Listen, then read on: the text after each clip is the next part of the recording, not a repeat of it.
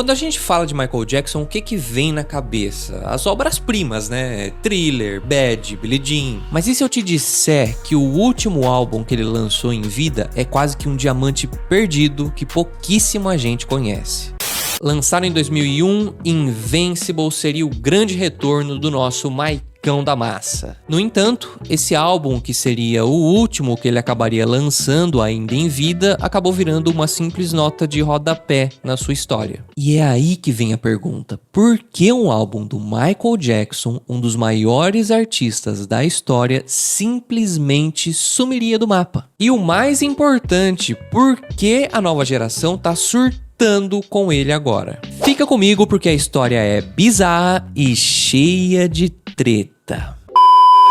Para começar, a gente precisa contextualizar o processo de produção do álbum. Invincible demorou praticamente 4 anos para ficar pronto, custando aproximadamente 30 milhões de dólares, o que tornou ele o álbum mais caro da história. O Michael começou a trabalhar nele em 1997, mas as gravações em estúdio mesmo começaram só em 1999. E para garantir que o álbum soasse moderno e futurista, o Michael chamou um time de estrelas para poder trabalhar na produção dele. O principal nome do projeto é o produtor Darkchild, que era uma espécie de sensação do R&B e do hip hop daquela época. E o próprio Darkchild disse que o Michael estava investindo pesado na produção de Invincible e que arrumou simplesmente tudo o que ele pediu para poder começar a trabalhar no álbum. Bom, e depois de muito trabalho, muitas experimentações e muito tempo em estúdio, o resultado foi isso aqui.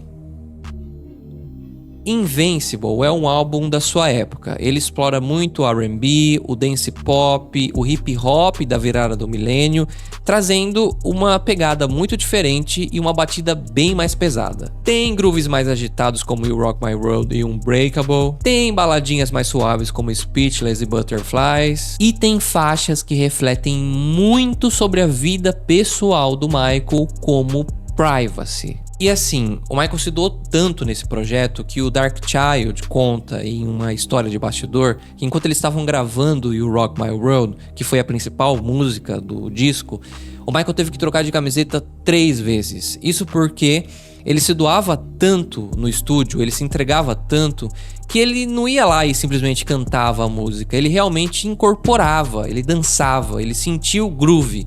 E por isso, ele tinha que andar com 3 camisetas, porque ele saía de dentro da cabine do estúdio completamente encharcado e tinha que ficar trocando de camiseta. Mas agora vamos para a parte mais complicada e delicada e explicar o porquê do sumiço do álbum. E a resposta é meio simples até. A guerra de Michael Jackson contra a sua própria gravadora, a Sony Music. O contrato entre o Michael e a Sony estava acabando e o Michael não queria renovar. E o pivô dessa treta toda era o então presidente da Sony na época, Tommy Mottola, que estava de olho nos 50% que o Michael tinha em cima do catálogo dos Beatles. Porque, para quem não sabe, o Michael era dono do catálogo dos Beatles. O Michael comprou o catálogo dos Beatles e ele vendeu uma parte, e àquela altura do campeonato ele era dono de metade do catálogo. Record companies really do conspire against their artists.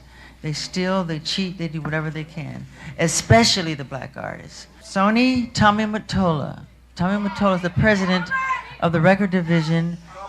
He is a mean, he's a racist, and he's very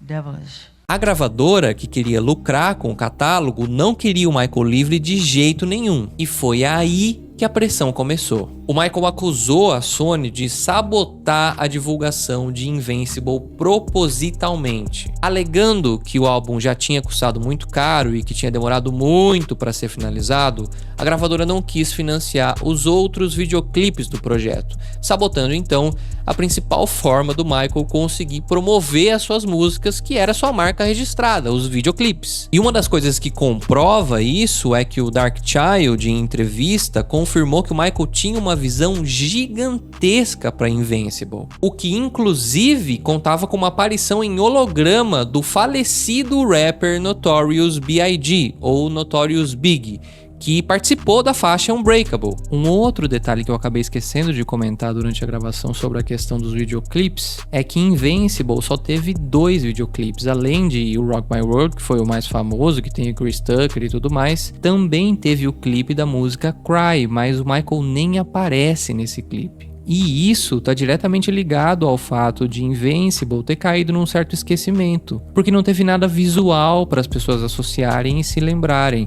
Esse trecho que vocês estão vendo agora, por exemplo, é a única performance ao vivo que tem de uma música do Invincible, que é justamente uma performance de You Rock My World que aconteceu durante as comemorações de aniversário de 30 anos de carreira do Michael, também lá em 2001. Mas todo esse conceito visual e as ideias do Michael pro álbum foram completamente barradas pela Sony. E é justamente aqui que a gente entra na parte dos vetos criativos. O Michael queria lançar como primeiro single do álbum a música Unbreakable, que inclusive abre o disco. Essa música seria a música de trabalho do álbum, mas é claro que a Sony não deixou e forçou o Michael a lançar You Rock My World. Aí você vai vendo, junta todos esses problemas, todos esses desencontros, todas essas tretas, todos esses nãos que o Michael tava tomando.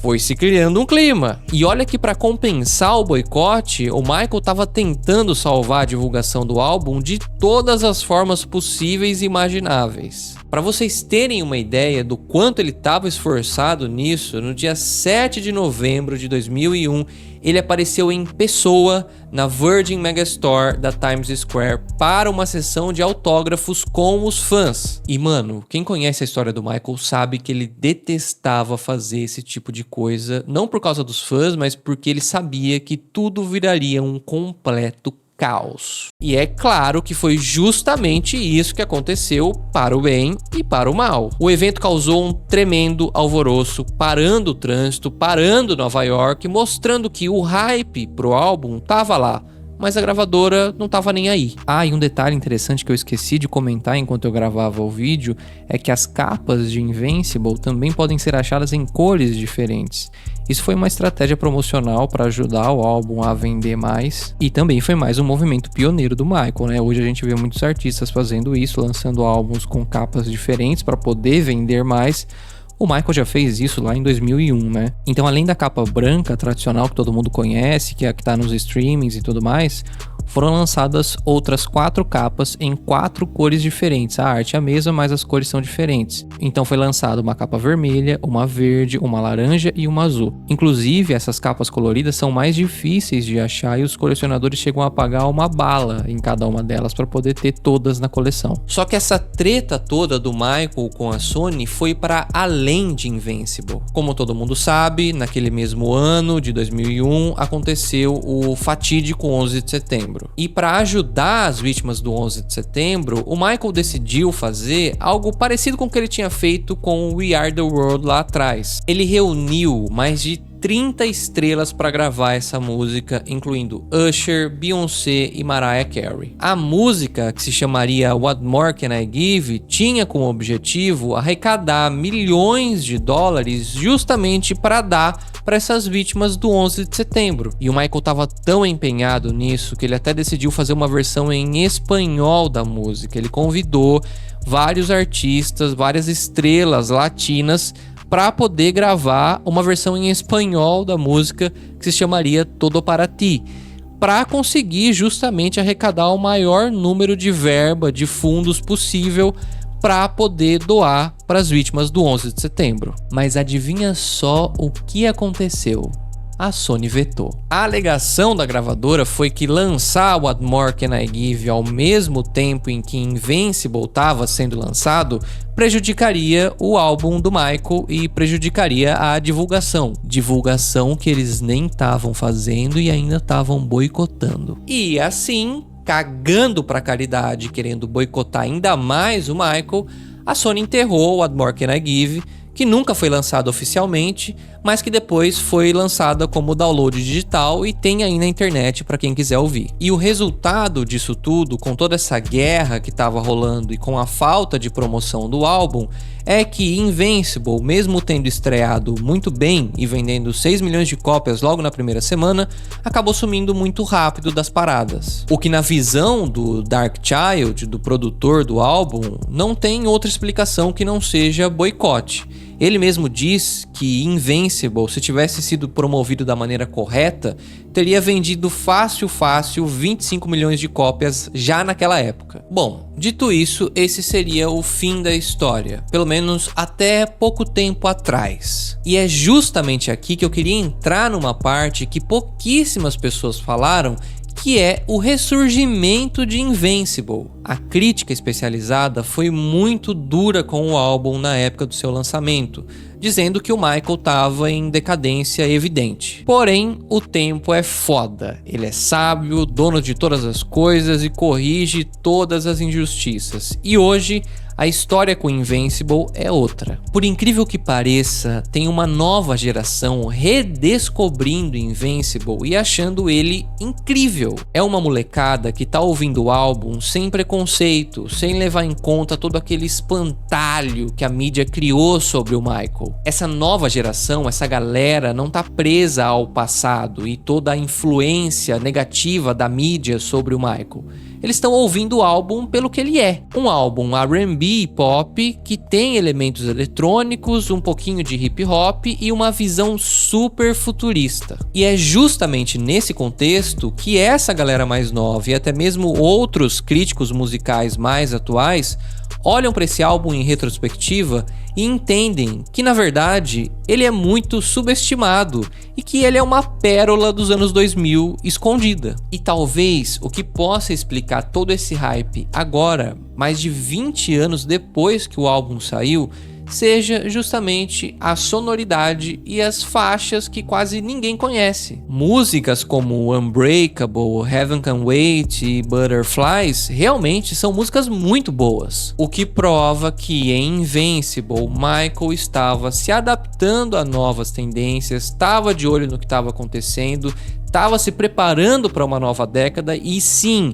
estava de olho no futuro ao invés de ficar vivendo só do passado. O que, na boa, é um puta mérito, porque o cara era o rei do pop, ele poderia muito bem sentar no seu trono de majestade e viver do legado dele pro resto da vida, mas não. O cara tava querendo se atualizar e continuar. E o fato de que o último álbum que ele lançou em vida foi completamente sabotado e de certa forma até esquecido até pouco tempo atrás, é realmente muito triste. Porém, felizmente a nova geração está salvando o rolê e dando a Invincible o devido reconhecimento que ele merece mesmo depois de tanto tempo. Agora uma dica na moralzinha mesmo, se você conhece o Michael dos hits, dá uma chance para Invincible e vai ouvir. É uma experiência totalmente nova, uma sonoridade totalmente diferente e eu tenho certeza que pelo menos de alguma coisa você vai gostar. E claro, depois que você ouvir, volta aqui comentar qual é a música que você mais gostou e o que você achou desse álbum perdido do Rei do Pop.